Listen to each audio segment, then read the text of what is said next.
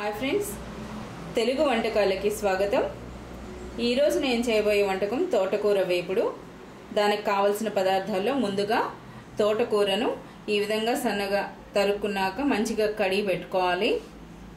అలాగే ఉల్లిపాయలు, రుచికి సరిపడా ఉప్పు, పసుపు, ఎండుమిర్చి, వెల్లుల్లి రెబ్బలు, పచ్చిమిర్చి, పోపు సామాన్లు ఆవాలు, జీలకర్ర, శనగపప్పు, మినప్పప్పు, అలాగే ఆయిల్ 2 పెద్ద చెంచాలు. ఇవి కావలసిన సామాన్లు. వీటితో ఇప్పుడు ఎంతో రుచికరంగా ఉండే తోటకూర వేపుడు చేయబోతున్నాను.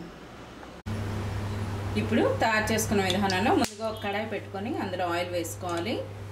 ఆయిల్ కాస్త వేడెక్కినాక పోపు సామాన్లు వేసుకోవాలి.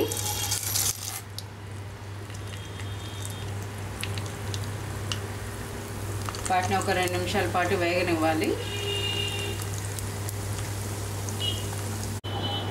ఈ విధంగా కాస్త పప్పులు కలర్ మారుతున్నప్పుడు ఇప్పుడు వెల్లుల్లి రెబ్బలు వేసుకోవాలి.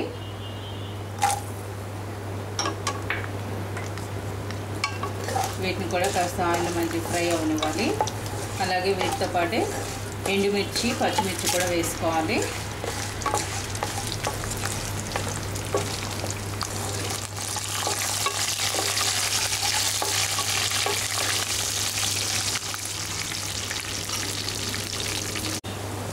ఈ విధంగా పచ్చిమిర్చి, ఎండుమిర్చి, వెల్లుల్లి రెబ్బలు కూడా కాస్త వేగినాక ఇప్పుడు ఇందులో ఉల్లిపాయ ముక్కలు వేసుకోవాలి. ఆకుకూరల్లో కాస్త ఉల్లిపాయలు ఎక్కువ వేసుకుంటేనే బాగుంటాయి. అలాగే రుచికి సరిపడా ఉప్పు, పసుపు వేసుకొని ఈ ఉల్లిపాయలను కూడా కాసేపు వేగనివ్వాలి.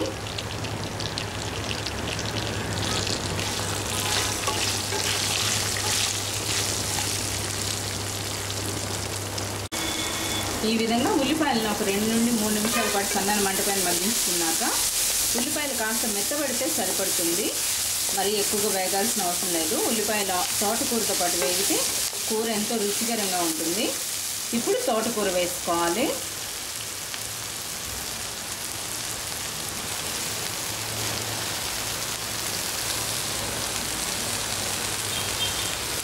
ఈ విధంగా తోటకూర వేసుకున్నాక ఒక 2 నిమిషాల పాటు మూత పెట్టుకుంటే అది మగ్గి అంత దగ్గరగా చేస్తుంది. అప్పుడు కలుపుకోవచ్చు. ఒక 2 నిమిషాల తర్వాత మూత తీసుకుంటే ఈ విధంగా కూర కాస్త మగ్గుంటుంది. ఇప్పుడు ఒకసారి అంతా బాగా కలిపి మళ్ళీ మూత పెట్టుకొని ఒక 5 నుండి 6 నిమిషాల పాటు మగ్గిస్తే ఎంతో రుచికరమైన తోటకూర వేపుడు సిద్ధమవుతుంది. ఇప్పుడు మూత పెట్టుకొని మధ్య మధ్యలో కలుపుతా ఒక 5 నుండి 6 నిమిషాల పాటు తోటకూరను ఈ విధంగా మగ్గించుకోవాలి. ఈ విధంగా 5 నిమిషాల పాటు ఫ్రై చేసుకున్నాక తోటకూర అంతా మంచిగా మగ్గుతుంది. ఇది లేత కూర కనుక తక్కువ టైం తీసుకుంది. ఇప్పుడు స్టవ్ బంద్ చేసుకోవాలి.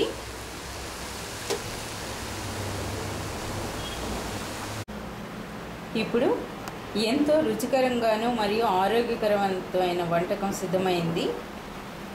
తోటకూర వేపుడు అనేది ఎన్నో రకాలుగా చేసుకుంటారు. ఇది సింపుల్గా చేసుకునే వంటకం.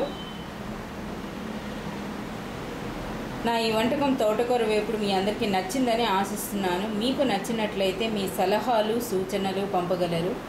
ధన్యవాదములు. నమస్తే.